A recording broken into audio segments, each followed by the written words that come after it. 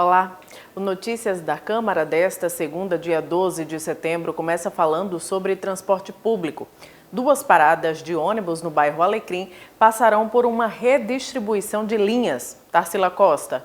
A Secretaria de Mobilidade Urbana de Natal anunciou que fará uma redistribuição das linhas de ônibus nas paradas do Alecrim, na zona leste de Natal. As paradas que passarão por modificações estão localizadas nas ruas Fonseca e Silva e Amaro Barreto. Segundo a Secretaria, placas serão fixadas nas paradas durante a primeira semana da mudança. Agentes irão orientar passageiros sobre as linhas que devem parar em cada ponto. Em caso de dúvidas, o cidadão também pode ligar para o telefone 156. Veja como vai ficar.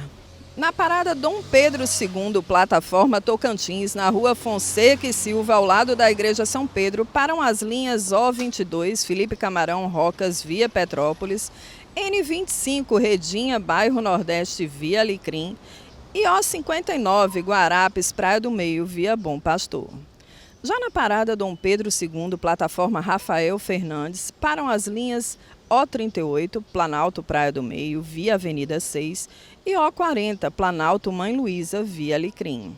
Na parada Padre Miguelinho, plataforma Zona Sul, também na rua Fonseca e Silva, em frente ao cemitério do Alecrim, param as linhas N43, Nova Natal, Morro Branco, via Alecrim, L52, Rocas, Pirangi, via Alecrim, e L54, Rocas, Ponta Negra, via Alecrim, além das linhas intermunicipais de Nova Parnamirim e Eucaliptos. Na plataforma norte da parada Padre Miguelinho, param as linhas N05, Vale Dourado, Ribeira, via Petrópolis, N15, Pajuçara, Ribeira, via Petrópolis, N64, Nova Natal, Ribeira, via Petrópolis, N70, Parque dos Coqueiros, Ribeira, via Petrópolis, e N75, Parque das Dunas, Alecrim, via Petrópolis. Na parada Luiz Dutra, na rua Amaro Barreto, esquina com a Avenida 1, param as linhas 022, Felipe Camarão Rocas, via Petrópolis, N25, Redinha, bairro Nordeste, via Alecrim,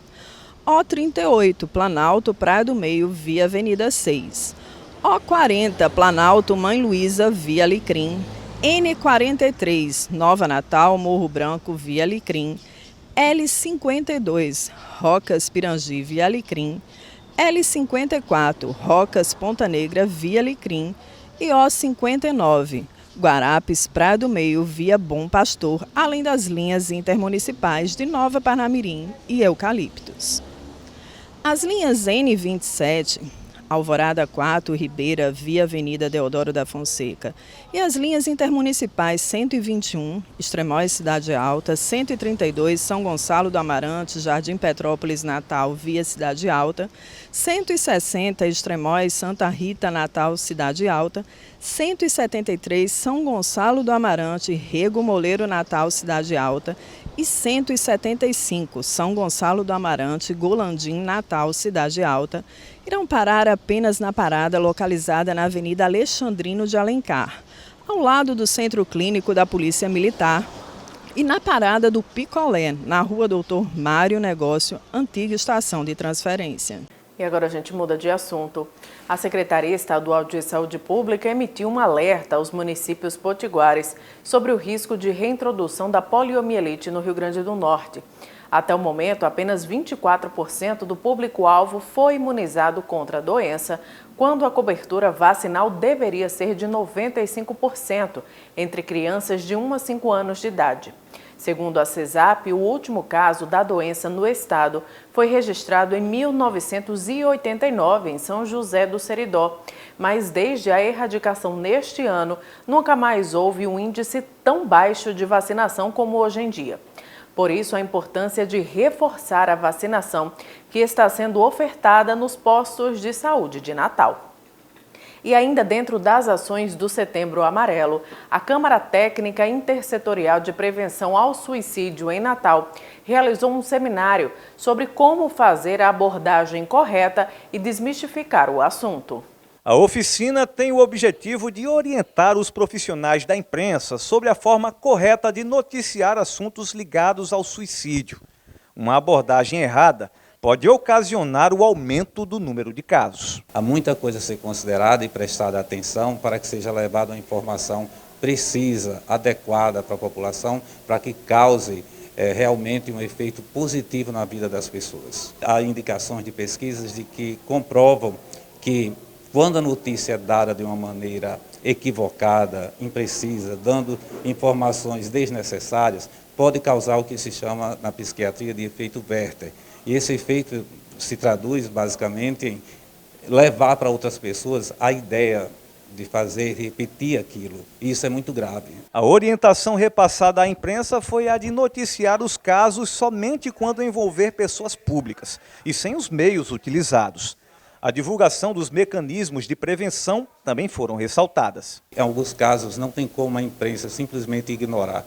E talvez seria até ruim ignorar. Então é aproveitar a oportunidade de que o assunto está em pauta e levar informação de ajuda para as pessoas que passam por adoecimento mental, que estão precisando de apoio, certo? Então a imprensa desempenha um papel importantíssimo nesse sentido e precisa levar endereços e opções de apoio para as pessoas que estão em situação de risco, que estão mais vulneráveis emocionalmente. Não é que a gente não possa noticiar, né? A gente pode noticiar, mas de uma maneira responsável, de uma maneira que não trate o suicídio como algo simplista, como algo que tem um único fator, tem uma visão multifatorial do assunto, entendendo a complexidade do fenômeno.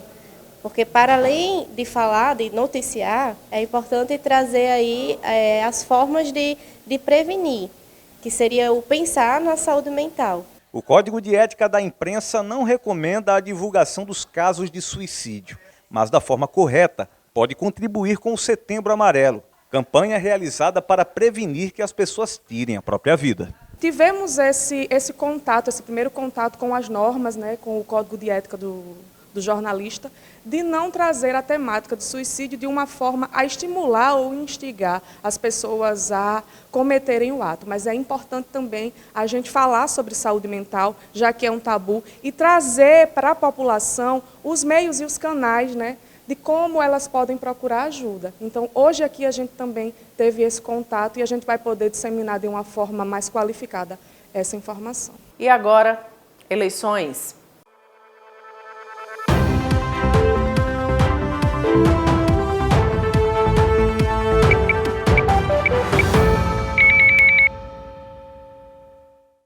Na corrida eleitoral são divulgadas várias pesquisas com a colocação dos candidatos, mas até onde esses dados podem influenciar o voto dos eleitores. Os números também ajudam a criar uma consciência política. É isso que você confere agora na reportagem. Com a proximidade das eleições deste ano, várias pesquisas estão sendo anunciadas pelos institutos.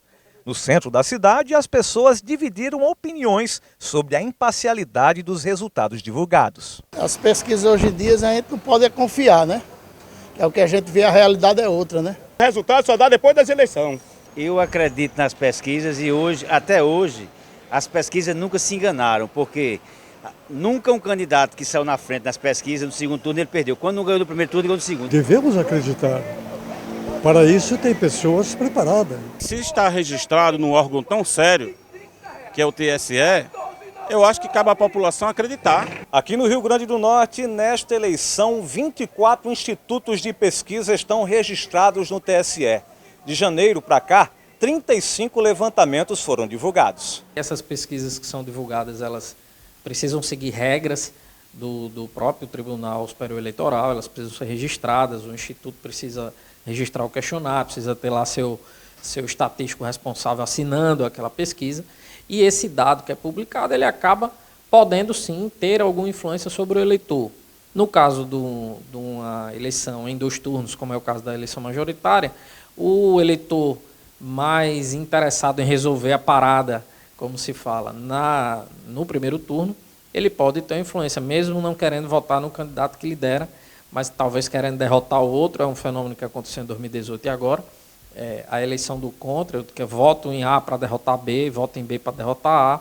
De acordo com o especialista em marketing político, a pesquisa eleitoral é um instrumento científico feita com metodologia estatística legítima. Essas pesquisas, elas são, obviamente, um instrumento científico que os veículos divulgam, os partidos usam para adotarem estratégias a respeito das suas campanhas, dos seus candidatos, e, como tal, elas precisam ser consideradas. É claro que aquelas pesquisas que apontam resultados muito diferentes umas das outras, você precisa ir mais a fundo, analisar a metodologia, como é que ela foi realizada. O Rio Grande do Norte possui 2.554.727 eleitores aptos a participarem do pleito deste ano. Bruno Oliveira aconselha as pessoas a não se apegarem às pesquisas na hora de votar. O ideal é que o eleitor não se norteie unicamente por pesquisas. Ele escolha o seu candidato baseado nas propostas, na identificação pessoal, né?